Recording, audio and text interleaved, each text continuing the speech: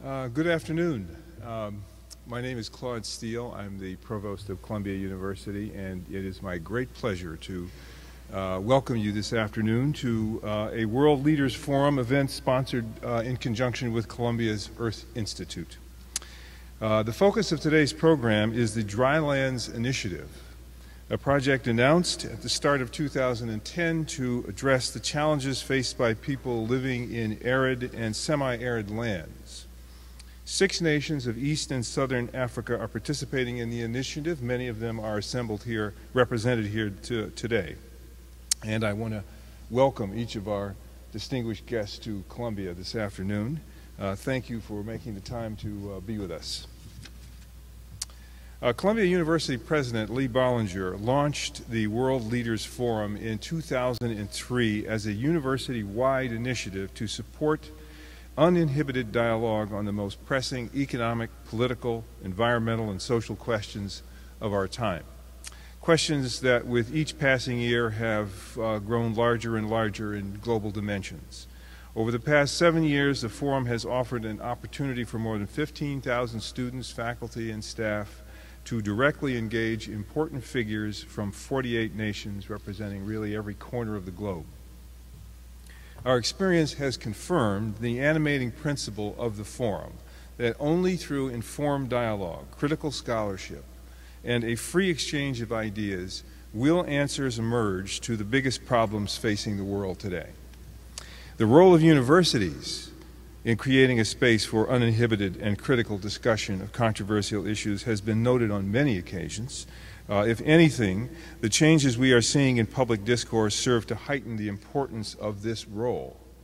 Universities not only are places where difficult conversations are respected and encouraged, today it seems that universities may be the only remaining venues where such conversations can occur with any regularity.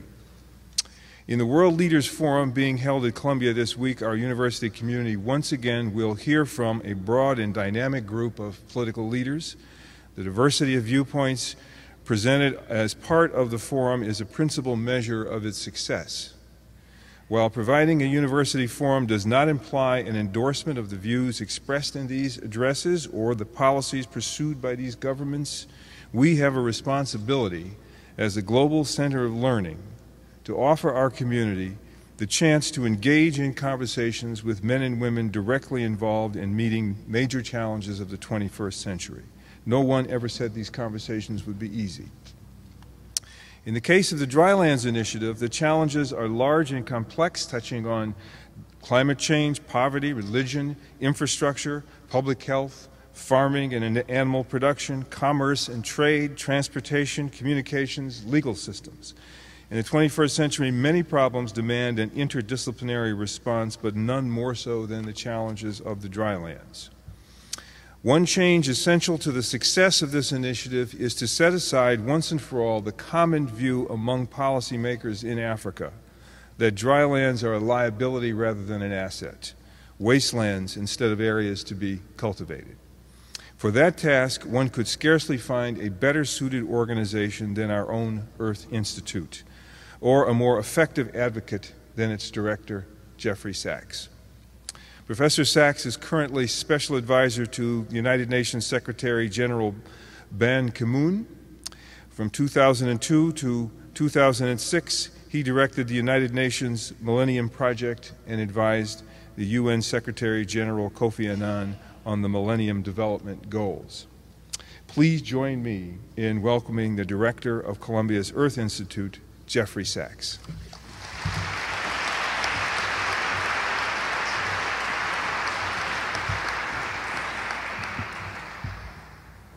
Ladies and gentlemen, thank you very much for being here, and Claude, thank you very much for hosting us and for that wonderful introduction. We're running a little bit late because it's a very complicated week. As I'm sure you're aware, there are about 140 world leaders in town right now. That spells big traffic jams and lots of interesting side meetings and very difficult schedules. People are here on the 10th anniversary of the Millennium Development Goals. As surely we know at Columbia that's a 15-year effort, and we are in the 10th year of that 15-year effort. And it's a challenge, it's a struggle, because achieving the Millennium Development Goals is a matter of very complex partnerships and cooperation. And we live in a world and at a time when cooperation is hard. And the kind of cooperation that's needed is cooperation that is international, intersectoral, interregional, interethnic, every kind of synapse one can imagine in the world society has to be engaged constructively to achieve the goals, so that the ideas and the constructive investments and the financing and the strategizing and the community leadership can be accomplished. So this is a good time to have the discussion today. Today we're considering what I regard, and I hope no one takes offense or misunderstands me, but what I regard as the toughest development challenge on the planet. And that is the problem of extreme arid regions.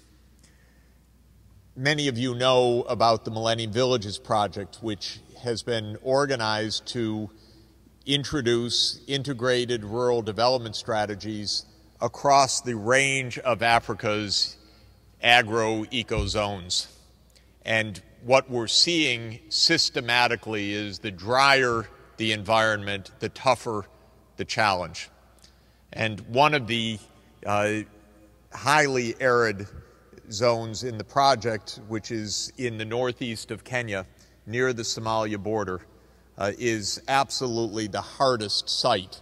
It's got wonderful people, great dedication, but it is often like the book of Job, it feels. Drought, flood, drought, epidemic, more drought, more flood.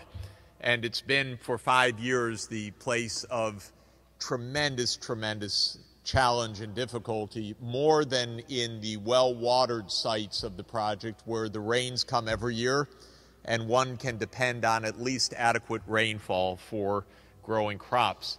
Indeed, in the regions that are on the panel today, much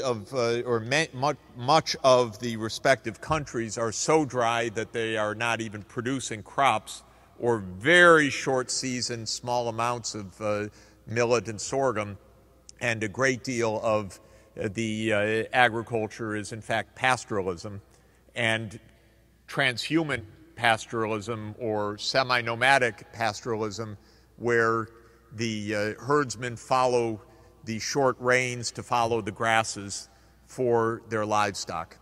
And this is an ecosystem under tremendous, tremendous stress. If one looks at a map, as we need to do frequently, the overlay of conflict and drylands is unmistakable. And a lot of the region that we're talking about here is conflict-ridden. Certainly Somalia, northern Uganda, and many other parts of this region in the Horn of Africa side, and then right across the Red Sea to Yemen, where there is growing conflict right now that one could foresee, and I would say when we visited it was utterly foreseeable a few years ago, as a result of growing environmental degradation, hunger, water stress, dropping water tables. So this is the backdrop of today's discussion. I think it's just about the hardest challenge we face in development, and it is therefore an incredible privilege to have such a wonderful group of people to talk about the challenges in the countries in the region. To set the stage, I'm going to ask our two colleagues from the Earth Institute to get us started. We have Dr. Belay Begashaw, who heads the Earth Institute's Millennium Development Goals Center in Nairobi for East and South Africa. And in that capacity, Dr. Begashaw has launched a Drylands initiative aiming to cover 7 countries in the region, though only 6 have answered the phone so far. We're still waiting for the call from to Eritrea to be returned. We hope that will happen. But so far, it's Kenya, Uganda, Somalia, Ethiopia, Djibouti, Sudan, and we're hoping that Eritrea will join this project. After that, I'll ask the director of the Earth Institute Water Center, Upmanu Lall, who is our lead hydrologist at the Earth Institute and a professor in the School of Engineering, who is working on a project that's worldwide in scope, spanning Brazilian semi-drylands to India, his home country, where he's got 2 major sites at work, to the Sahel of Africa, specifically in Mali around Ségou, and in the coming year opening a project site in China, to describe from a global hydrological perspective the nature of the challenge and what Dr. Lall is seeing on the ground in these widely varying sites.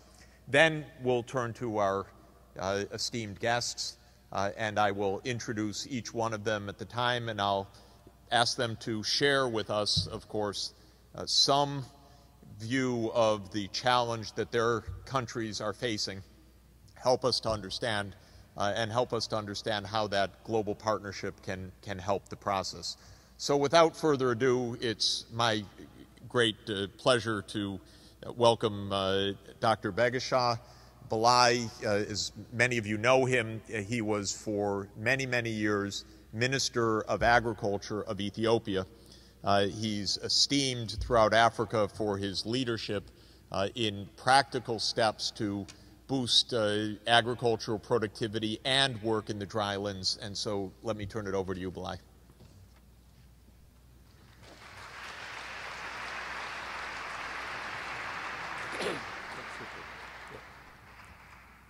Thank you. Thank you, Professor Sachs. Maybe why don't you stand for the first part, and then we'll take questions from the seat.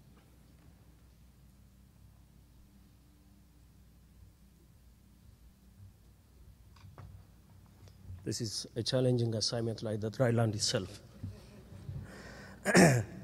Thank you, Professor Sachs. I just want to introduce to you the new initiative for the Dryland agriculture system that's just been launched July 22nd, 2010 in Nairobi. As you all know, the Dryland system constitutes almost 60% of Africa. And when it comes to the Horn of Africa, in fact, out of the 7 countries that Professor Sachs mentioned, 3 of them are completely known for the Dryland system: Djibouti, Somalia, and the main part of Eritrea totally characterizes under these ecosystems. Whereas Southern Sudan, Ethiopia, Uganda, and Kenya, although the magnitude is quite different, particularly in Kenya, the dryland is estimated to be like 80% of the total land mass. But in most of these countries, they have more than one ecosystem, including highlands, rainfall above 800 millimeter annual rainfall, and sedentary kind of farming systems. While the dryland system constitutes different sub-ecosystems, this program is mainly focusing on the transhuman or the pastoralist system. The pastoralist subsystem in the Horn of Africa is a big subsystem, actually. The estimated number of population living under this system is about 20 million. So imagine meeting MDG goals without involving 20 million of people. And imagine when we claim that MDGs is about everybody, particularly about poor, and particularly about the forgotten segment of the population, if we don't include and embrace this large size of population, no matter challenging the problem is, I think we will not be meeting the promise that we set for the world.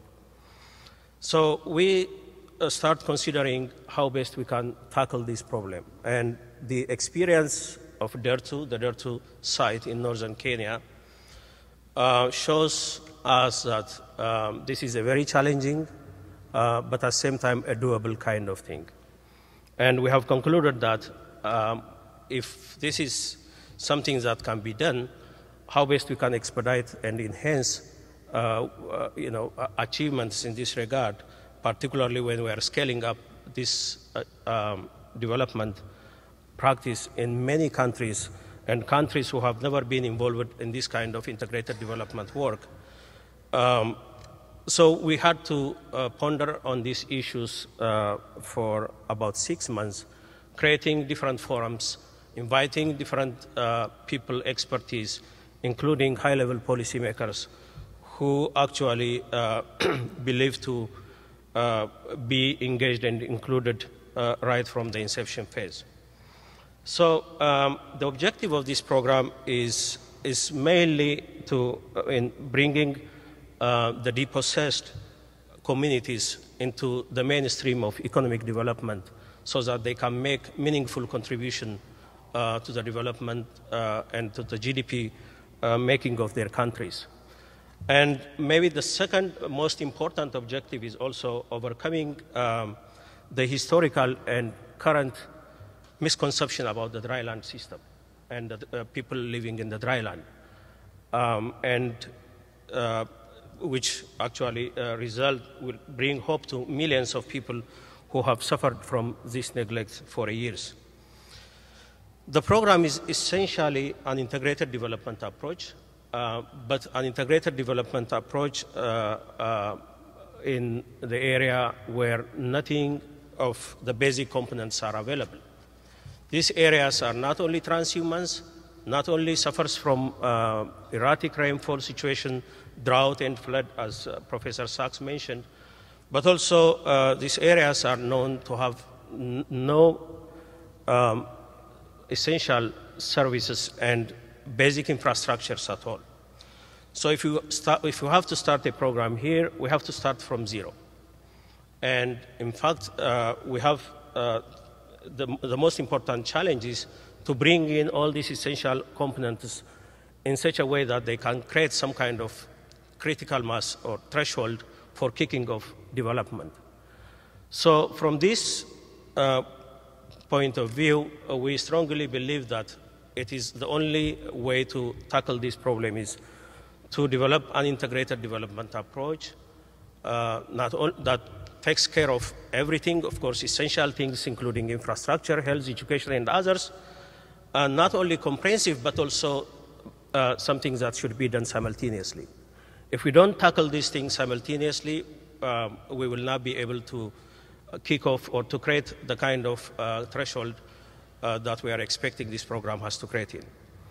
So with this basic assumptions, actually, we started working on the program itself. And this is a 3-tiers program, basically. The first one is at the grassroots level, where people are living and where people have actually striving to survive. We have to come with this basic kind of infrastructures and development activities. But we pointed out as an entry point, water is a critical element there. So we are trying to develop all other things around water. And on top of water, the other very critical entry point is to actually increase the takeoff level of their livestock resources. Because livestock resources are there, as you know, but most of the time the natural harvest or the natural days of livestock resource is reached to the level of 50 to 60%, even in a good year. A good year, in a sense, a year without drought or without flood.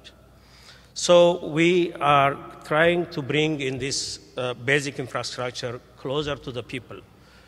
We are not expecting these people to go to the market and meet and comply, with what the market is looking for. At this stage, we are trying to bring the market towards them by bringing up some of the basic things that I mentioned in a very synergetic way. So we will be having some kind of unit for intervention, and this unit is defined as, in this case, as a basic grazing unit. The basic grazing unit is a unit where each clan is focused, is thinking or as something that it possesses for running particularly the livestock enterprises. So we want to focus on those and to bring in all these development facilities together. The second tiers of this program is at a national level. We strongly believe that in many countries, actually, the existing national policies are not reflecting the real life and the real development challenge of these areas. Governments, like any other entities, have been investing their resources on the areas where they feel like they would get, quick kind of reward and dividends. So we would like to see how best national governments will accommodate these challenging areas into their national strategy documents, policies, and also action plans, including budgets and other essential inputs for development. So we will be having a very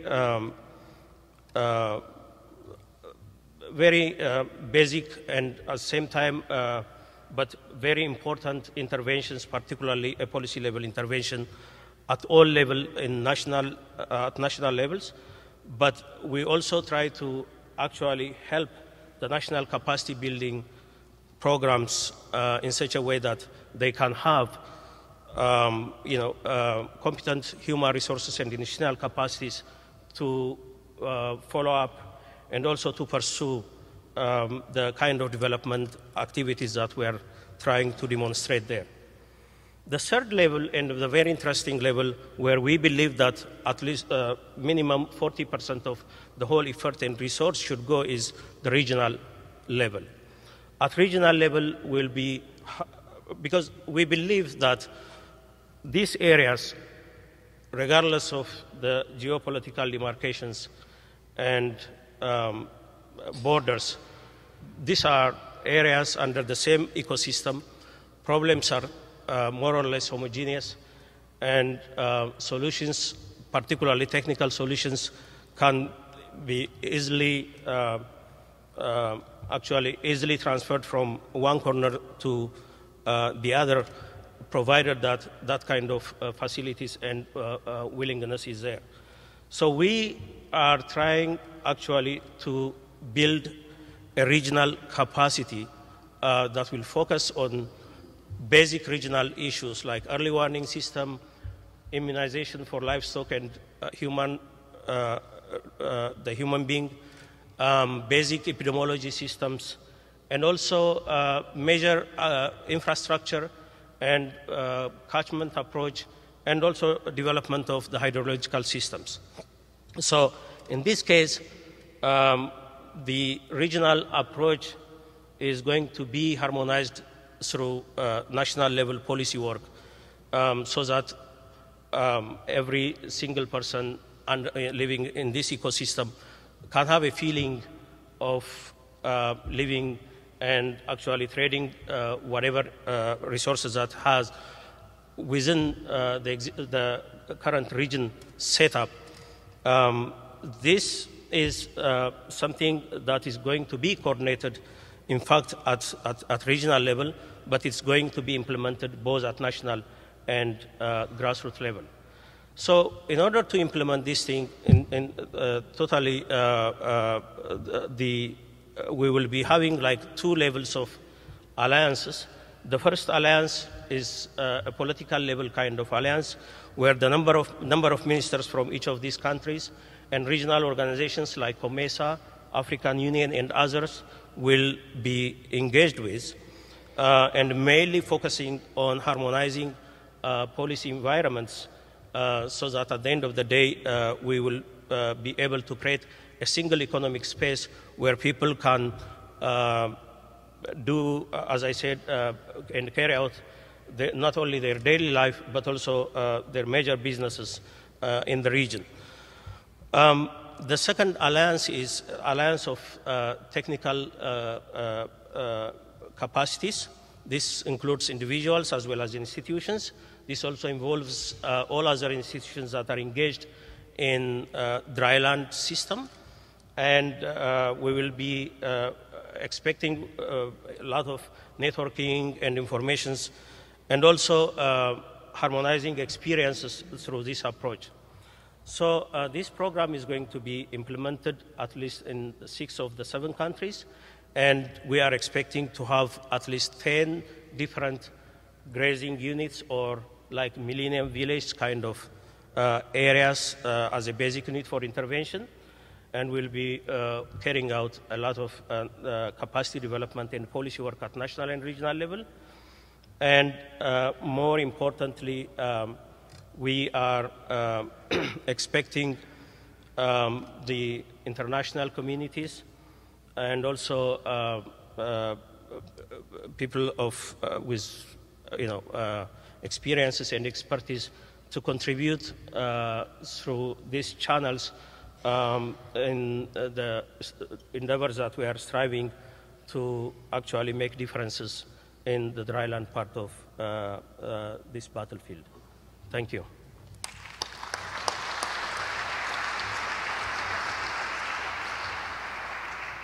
Thanks a lot. I'm sure that you get an idea of how complex this challenge is, and maybe a glimpse of how bereft some of the major challenges have been of the active participation and investment for a long time.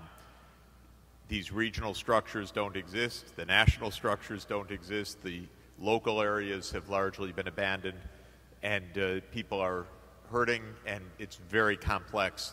And Belay has created a new wave of hope and enthusiasm among the countries. And when he called for this meeting in July, I think it was 18 ministers that showed up at the MDG headquarters, and partnership of COMESA, which is the Community of East and Southern African countries, and they will be the real partners and the implementing a regional body for the project. Let me turn it next to Professor Upmanu Lall, and we'll get a view from some different parts of the world, and also not pastoralism as he'll describe, but water-stressed agriculture. Thanks very much, Jeff. I thought maybe I should start by giving what some people consider a definition of the drylands, and then go from there to connecting that to a water challenge, and then we'll talk about some of the locations of interest. So some people define drylands as regions where the average annual rainfall is less than 650 millimeters. You'll be surprised to find what places fall in those categories. So I'm going to talk about some of them, and all the ones that Jeff mentioned that we are working on fall in that category. But as Jeff also mentioned, and Belay also mentioned, the striking thing about many of the drylands is not the amount of rainfall you get on the average, but the fluctuation. The fluctuation comes, for example, where the rainfall for the year may drop as low as 50 millimeters or rise to 2,000 in the same location where the average is 650. So that's pretty spectacular. What's more spectacular about it is the climate context of these changes. These years can come in not randomly here and there, but they can come in rows. So you can get 5 years in a row where you're wiped out by floods, 10 years in a row. The biblical 7 and 7 could be a better example, perhaps. But that's what happens in these places, and that makes for a significant challenge. That's what I'm going to call interannual variability, or across years. What's also remarkable in these places is that typically you may only get 10 to 20 rainfall events in a given year, and it doesn't matter whether it was a dry year or a wet year. So now imagine picking up 2 meters of rainfall in a place which is very arid, so it doesn't have much landscaping or ecology, and suddenly you get these dumps in 10 to 20 events. This doesn't make for the best living conditions. It leads to situations where agriculture is difficult, which means food is hard to come by. It makes for a situation in which disease, whether it is vector-borne disease or waterborne disease, is rampant. And that's the challenge of water that comes in these places. So how do we deal with these challenges? This is just the first part of the story. So let's imagine first that we are in the dry phase of this climatic cycle. So you could get water through groundwater, which means you need to have some form of energy to extract that. If you're in the wet phase, maybe it's not such a big issue, but then the quality of the water becomes an issue. So this is the challenge. What does this challenge translate into? Some work we did a few years at a global scale showed us the following. If you looked at every single country in the world and characterized it by average annual rainfall, by the across-year variability in rainfall, and by the within-year variability in rainfall, we learned that the poorest countries in the world were the ones that had high variability in rainfall across years, high variability in rainfall within the years, and it didn't really matter so much what the average annual rainfall was. So that's interesting. The exception to that story is, of course, the countries that have a lot of oil. By the same token, if you go to the countries that have the highest GDP among all nations, they have low variability in rainfall and modest amounts of average annual rainfall, not super high. So even at the macro level, and this is Jeff's story in many ways, that climate has a big role it plays in terms of the final outcomes that you can measure in terms of income, and we see that. So that's the challenge. Now, how can we address this challenge? And that's what we are doing in the countries Brazil, Northeast, India, 2 locations, Punjab and Gujarat. Punjab is the breadbasket of India, so it's sort of odd to think that that's a dry land, but it is. And so if a dry land can become the breadbasket of a nation as populous as India, you think there is hope. That hope is tempered by the fact that Punjab is extracting groundwater at a high rate. So they're living on borrowed time in a way. So my story that if you have access to energy you can extract groundwater is a good one, but everything must be done in moderation, and that's hard to do once you have access to technology. So that's the challenge to some extent in India. Groundwater levels drop in Punjab by 1 meter per year, in Gujarat by 3 to 5 meters per year. And the graphic there is, this is the land of Gandhi. Gujarat is the place of Gandhi, where he led a demonstration against the British. Mine your own salt, he said, and we are in danger of turning Gujarat into a salty wasteland because the water levels have dropped now to 100 to 200 meters below mean sea level and at 100 kilometers from the ocean. So that's the challenge that we face there. We work in China, and we are trying to choose the Yangtze River Basin, the mighty Yangtze, and people think this cannot be the dry land. Of course, this is the place that is known for floods. And in fact, the first purpose of building the Three Gorges Dam is to control floods. But if you go into the upper catchment of the Yangtze, which is southwest China, it's arid, and it's a dry land. So dry lands come in many forms, is what we learn. And here, our story is we are trying to learn through different examples what can be done. Examples that are advanced in a state of degradation, as I mentioned for India. Examples such as Northeast Brazil, where we are trying to figure out still how to manage some of this variability. What people do to manage this, whether you're in the United States and in the West or in these countries, is to initially build large surface water storages. So if you look at the Colorado River project, it's capable of holding between 5 to 10 years of average annual flow.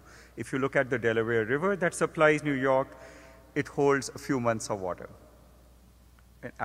in terms of the average supply. So that's the difference. So if you can build a storage that large, and if you ask about the African drylands, the challenge we see is that they have neither large storages built to supply the population, nor do they have they had intensive efforts to build significant rainwater harvesting or aquifer recharging capability, which are the solutions we have been looking at elsewhere in the world. So that's on the supply side.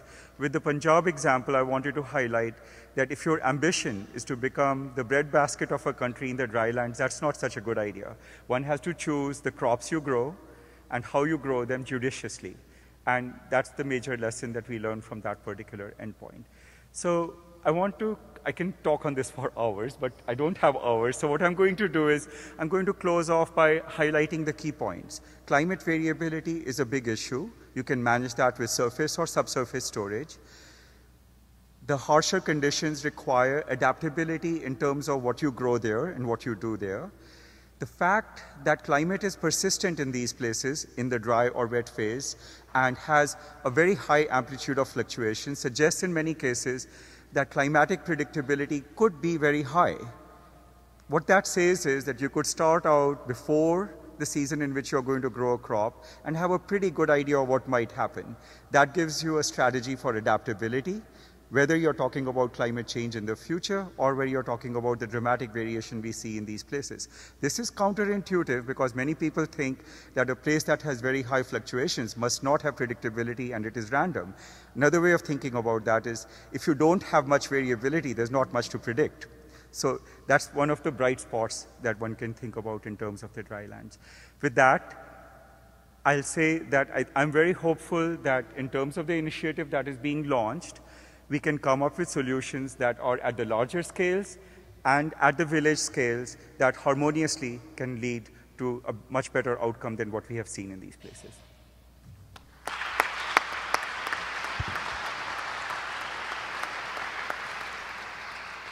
You can see that when you're dealing with water, you want Manu on your side.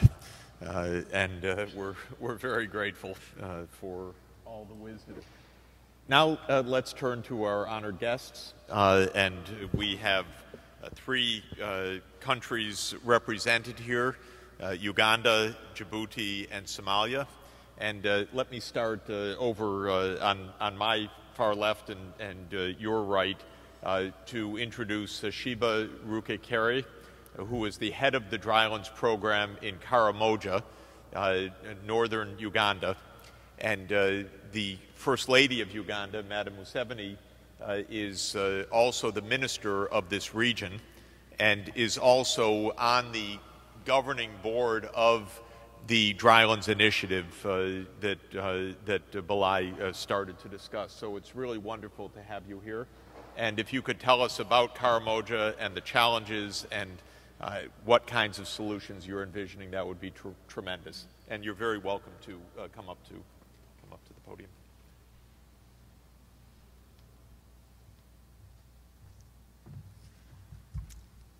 Thank you.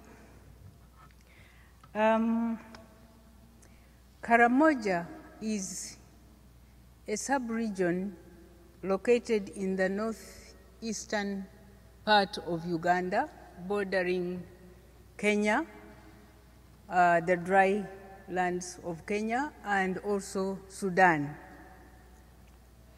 It has a population of just over 1 million people. The population of Uganda is actually about 30 million now. The people of Karamoja are pastoralists and they are nomads. Their culture is nomadic. They move around with their cattle looking for water and for pasture. Some of them are agro-pastoralists and they try to keep in one place and actually grow food when they have rain. The sub-region is potentially rich. It has fertile soils. It is actually a big region in terms of size because it is 10% of Uganda, even though it has a population of only 1 million people. There have been about 3 factors which have kept Karamoja behind the rest of the country in terms of development. One was the scarcity of the resource that is very important, which is water, which has kept them moving from one place to another, and therefore, when you are not settled, you don't really develop. These people live, they are controlled by the welfare of their cattle. They must make sure their cattle have water and they have pasture. That is their priority. Therefore, it is hard for them to settle down and have schools and have hospitals and have all these other things which the rest of the country has. The second one is conflict. There has been long-term conflict for decades. These people have been conflicting, raiding cattle. There are several ethnic groups in the area, and they are all cattle keepers. And they raid cattle from one another, and this creates conflict. And conflict is one of the factors, therefore, which has kept the region behind, lagging behind in terms of development. The third one, we must admit, is that the governments in the past have tended to marginalize the region and to keep it on the periphery in terms of planning, because the rest of the country is rich in agriculture, rich in rainfall, they are settled, they live a sedentary lifestyle. So I guess Karamoja has suffered by being a minority. These 3 have combined to ensure that Karamoja sub-region has the worst indices in terms of human development, poverty, infant mortality, maternal mortality, education, everything. They come with the highest, worst possible indicators. Now, to give you an example of how severe the situation can be, it had not, until this year, it had not rained in Karamoja for 4 years. So the people lived on food aid, totally, completely lived on food aid. They raided one another's cattle. They were on the run, displaced populations, and it was not possible, really, even with the best of goodwills, to bring development to a people as unsettled as this. The government, however, has set in place a program which is called the Karamoja Integrated Disarmament and Development Program, KIDDP, which involves pacification and as well as development. It is the people of Karamoja themselves are beginning to realize that they cannot sustain the lifestyle of nomadism because borders have been drawn between districts. The neighbors don't want any disturbances from them. So they are convinced that it is important for them to settle down. So the government came up with this program after discussion with the leaders of the Karamojong. The people are called the Karamojong. In this program, we realized that the most important the key factor is water. If people are going to settle down, they have to have water so that they don't go chasing after water, but they settle around where the water is. So the intervention, the most important intervention the government is trying to introduce is water, both for cattle and for production in terms of agriculture, and also for human consumption. And so the government is looking at different alternatives. It is important to know that Karamoja actually doesn't have to be so dry, because it has over 30 rivers and streams, some of them seasonal streams, which, when it does rain, as the gentleman who has just spoken said, all the rivers and the streams fill up and they actually overflow. But the water quickly runs off to the next place, and the rivers are dry again, and the countryside is dry again. So it is possible to actually trap this water.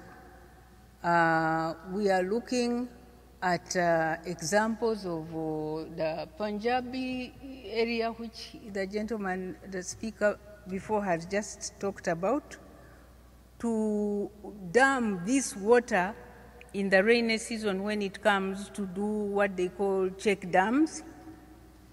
And we are looking at tapping the underground water and damming water from the mountains. It's a region with a lot of mountains. All those alternatives, so that around then those dams and water sources, human settlements can be developed with hospitals, with schools, and all the other interventions which we look at when we talk about human development.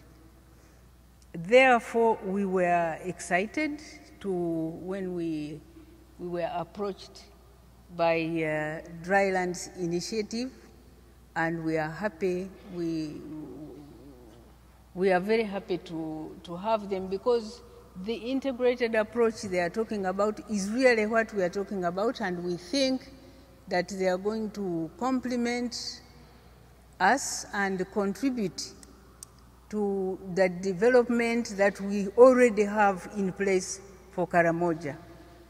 I'm happy to inform you also that the place is now quickly being pacified. The conflict, the skirmishes are here and there. They are not really very serious. And very soon, we hope that we are going to have a peaceful Karamoja. And when Karamoja is peaceful and it has water, it is likely in the near future to be a food basket for this region. Lastly, I want to say that the government is also working very hard to engage the other countries in the region who have the same problem, especially Kenya and Sudan, so that we can pacify the whole region. Because when these cows are stolen from one tribe, they are sometimes taken across the border, and the government has no way of following, because they cannot cross the border, because we don't have understanding and agreements with our neighbors. We are seriously in discussions now and negotiations, and we should soon have protocols which will make sure that we are talking with our neighbors, and we should be able to pacify this region. The most important thing, of course, is the mindset of the Karamojong themselves. And I must say they are coming round very quickly, because they can see that at last the government has serious intentions and goodwill towards them, and they are willing to cooperate. So I have very high hopes for the sub-region of Karamoja. Thank you very much. So you have been looking at me while I was sitting there. I was scribbling something, what to say, and I think I have enough.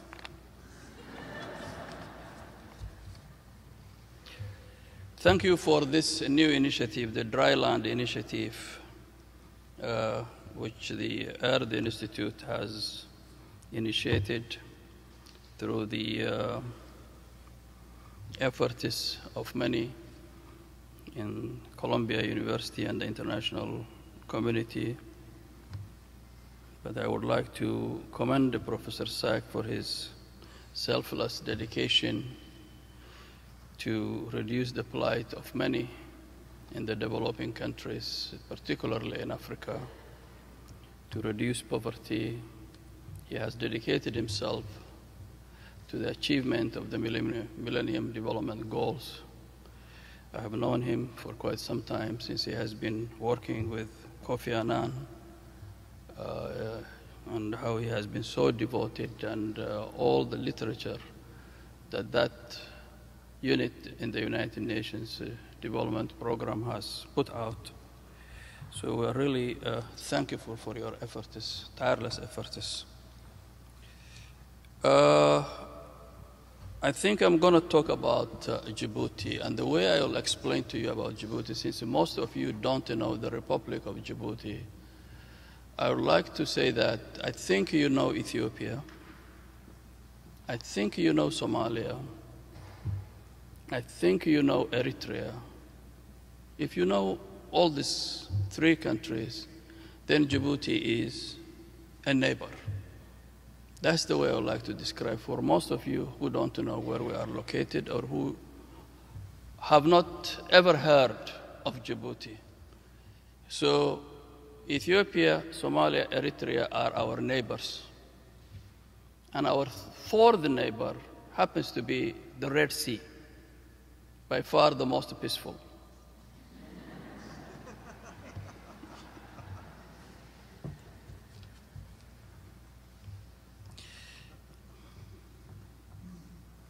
So I'd like to say something about Djibouti, which I just scribbled now, so that you know something about Djibouti.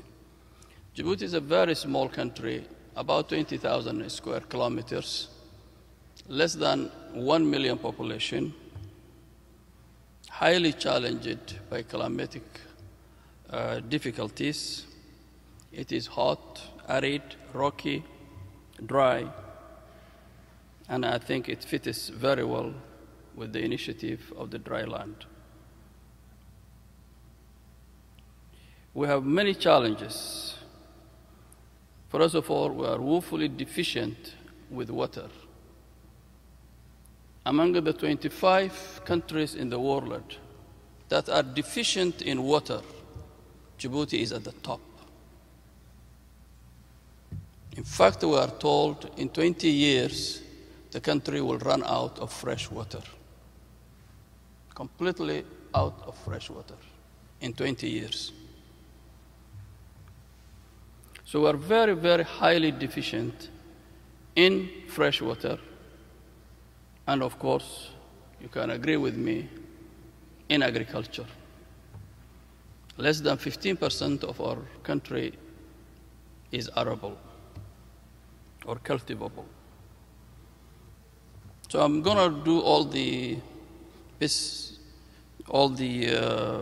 pessimistic scenarios and information, and then finally I'll try to get some optimistic scenarios for the country. I don't just like to live with pessimism, so we'll have something for you.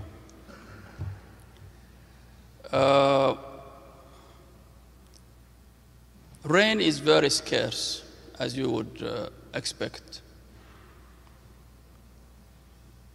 There is no period we call the rainy season.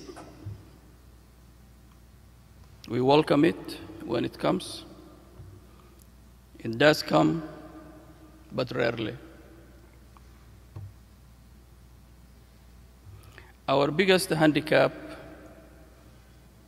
is electricity for industrial development. or for generating jobs, because since the electricity is very, very expensive, most private sector investments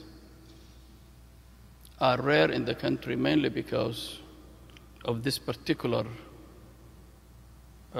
issue, and that is the insufficiency of electricity and the cost of electricity. In order to overcome this major handicap, we are doing something very great. And now we are doing an interconnection with Ethiopia. It's a huge project financed by the African Development Bank, and the two countries are collaborating, and the work is underway. So that might relieve both the shortage and the costliness of electricity. So we have one hope on that score. For us, achieving the Millennium Development Goals is very, very crucial. And I want Professor Sachs to know that Djibouti is a country that should be made a test case, not only in terms of its dryness, but in terms of the challenges it is facing in terms of water, most particularly. Then you talk about foods. If that is the case, how do you survive? Where do you get your foods from? Certainly, we get a lot of foods, most of the foods, from outside. We import practically everything. Hardly 20% or 50% agriculture we have, but the rest, everything is imported.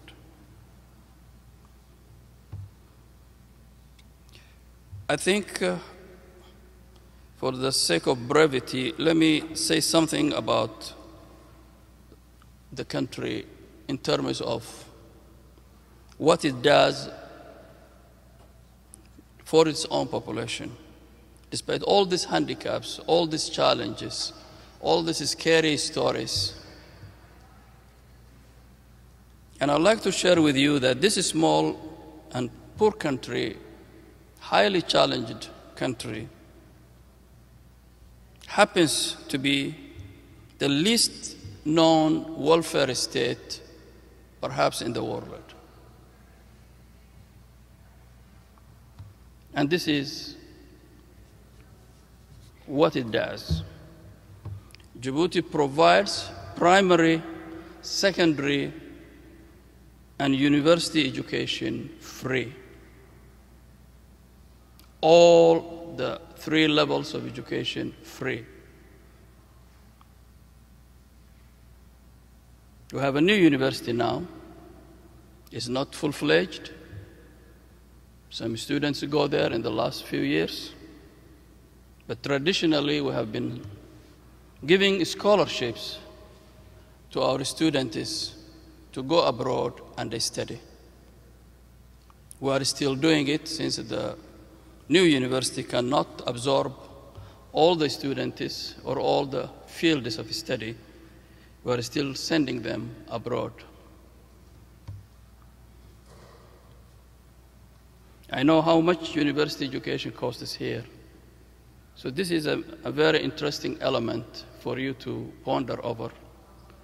I know I have children here and I have educated them in this country, and I know how much education costs us. But this small, poor, and highly challenged country provides free education for the entire population. Second, it provides free health care, not only for our own population, but for all the other people from the region who flow into the country for one reason or another. Migrants, economic migrants, refugees, others. We give them free health care as well. So that is why, and I'm not overstating by saying that, and the professors will agree with me, I'm sure, that this small country is by far the least known welfare country in the world. We are a service economy, since we don't grow and we don't have any known resources in terms of minerals at the moment, potential maybe, or oil, petroleum, nothing. We are a service economy. We rely on services based on sea. We have a big maritime port, huge one, and we built a new one, a major container port now, and a fuel terminal, huge. So that is the mainstay of the economy, the backbone of the economy. And from there we have a lot of services, transshipment, commerce, banking, and transport, and a lot of investment is around that. And we have a free zone also, and we have a free exchange also. Together with the generosity and support of the international community, I think you are surviving. I think you have peace. I think you have relative democracy. I think you are on the map, and we are doing well. Thank you.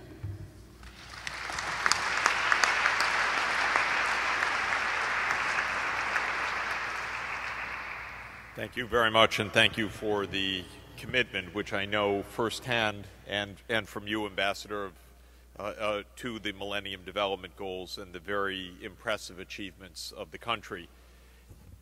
Let me introduce the final panelist, who is in a very special position. He is the Special Envoy to the United States of the government of Somalia. And this is a new position and a new hope for the country, and we look forward, Mr. Special Envoy, to your telling us about a situation in a country that has been fraught with violence and political disarray, and is now, we hope, being able to pull together for progress. Please. Good evening, ladies and gentlemen. When it comes to famine, Somalia happens to be the poster child. When it comes to failed state, Somalia happens to be the poster child. And I'm not standing before you to brag about those two status, but to tell you that most of it is man-made, and failures are not permanent state, unless the people decide to be in that state. So taken from there, I want to also tell you that, and you may or may not agree with this, that everything ecological, everything humanitarian is also political.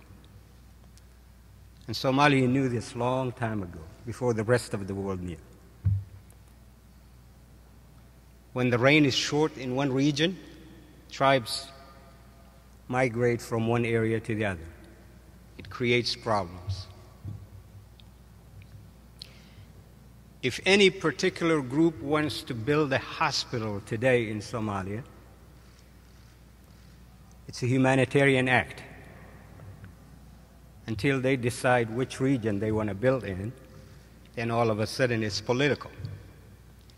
So you cannot really discuss one area of this initiative without really addressing the political environment in which it's supposed to function, and where partnerships are supposed to succeed and everything else. So with that, I want to just describe Somalia a little bit and then sit down and entertain any questions and comments from the audience. I won't make it long. In order to understand that country, its current state, while Africa is celebrating 50 years of independence, here is a nation that's turning to itself introspectively and trying to find out what have gone wrong and how to correct these things. So when I think about it, and I want you to also think about it in that metaphoric sense. A patient who suffers from multiple chronic illnesses, and the patient is comatose. And the family is divided into two, primarily. One half that wants to talk about which illness should be addressed first. Is it the visible injuries, the self-inflicted ones, or the hemorrhage, or the heart that stopped functioning, or the brain that's threatened, and so forth and so on? And they fight over that. And then on the other side, you have those who are corrupted, those who can make the deals, those who are going for the ring and all the jewelry and digging the pockets and doing all kinds of things. And then you have an international community that looks at that patient and says, why is the patient not paying his bills? Why is the patient not raising his family? Why is the patient not participating in marathons and really exercising and developing plans and so forth and so on? So that's the dilemma. So now, under that environment, we have to make partnerships with good, positive projects that's supposed to be successful. But these are the challenges. So we can approach it two ways. One way, one option would be devoid of the political discussion. Just focus on that initiative as is. Not just this particular initiative, but all initiatives that are humanitarian, that are all good. Or address also the political environment. Without security, not a whole lot will happen. So I hope that we turn to the more positive one, that we address this issue in a holistic sense. Thank you.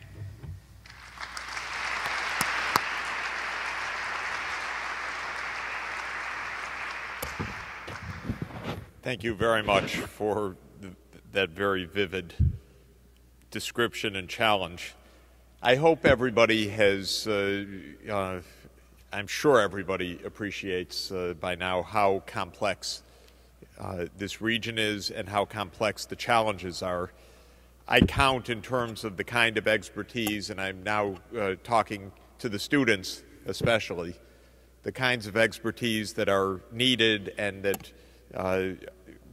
need to be mobilized within the region and internationally to understand the challenges and hope to address them. And that includes climatology, hydrology, engineering, landscape ecology, public health, economics, politics, veterinary medicine, business, agronomy, and culture in its many aspects. And that is, I think, nothing less than the enormity of the challenge that's faced. But I think we've seen in all of the speakers a very impressive vision and commitment in the region. And I want to say that the Earth Institute is very eager to be your partner in this, and we view this effort as something that will be sustained over many years, and we hope that we can grasp the not only the complexity but the situation from the point of view of the people affected, so that they can find and lead their way out of these challenges with the help that you as government will be offering, and that we hope as scientific partners can offer as well. So this is where we stand. This has been a very rich discussion. It's formally the end of time for the session, and it's been a long discussion, and you've been very patient. If there are a couple of questions, let's take a couple of urgent questions if people would go to the microphone. And otherwise, well, let me give you time for that, if there are.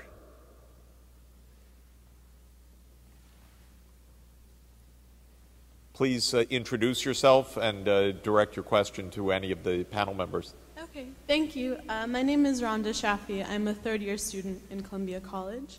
I want to thank you on behalf of the students here at Columbia for coming and speaking to us and give us some very interesting stories and backgrounds on this issue. My question pertains to the Nile Basin Initiative currently ongoing in Africa. How does the current dispute between the East African Bloc and the Egyptian and Sudanese parties affect the Drylands Initiative? And my second question, it's my belief, and please correct me if I'm wrong, that the Egyptian party is not member of the initiative and that the Southern Sudanese government is, but not that of President al-Bashir in the north. So how does the inclusion or the lack of inclusion of these two parties affect the ongoing discussion? Maybe I'll ask Belay to give a first answer to that. In fact,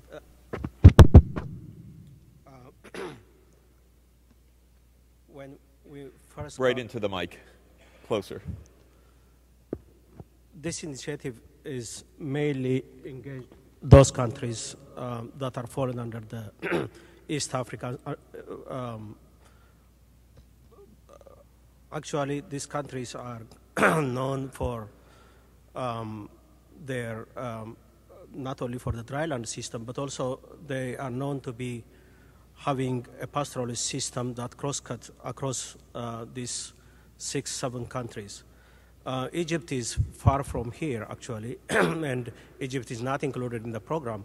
But when we identify these areas, we intentionally focused on those areas where the dryland system is predominantly active in each of these countries, like northern Kenya, northern Uganda, eastern part of Ethiopia, and Djibouti, Somalia, and southern part of Sudan.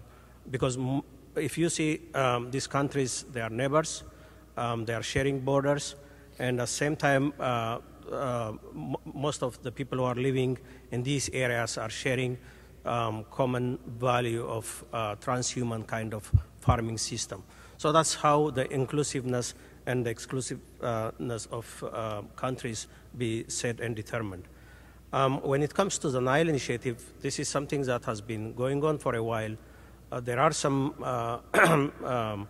developments these days, actually, something that has been expected to be signed off as a treaty after 5-6 years of hard work.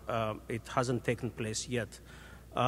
We have a feeling like the discussion is ongoing and things may be changed, and however, still, having this kind of initiatives may be actually complement to the big effort where the Nile Initiative is devoting to. So I think we are part and parcel of the Nile catchment, but at the same time, there are areas where none of these rivers are making a big difference in the life and the livelihood of these people. So we have to take up this kind of initiatives and pursue as much as possible while the Nile discussion is going on.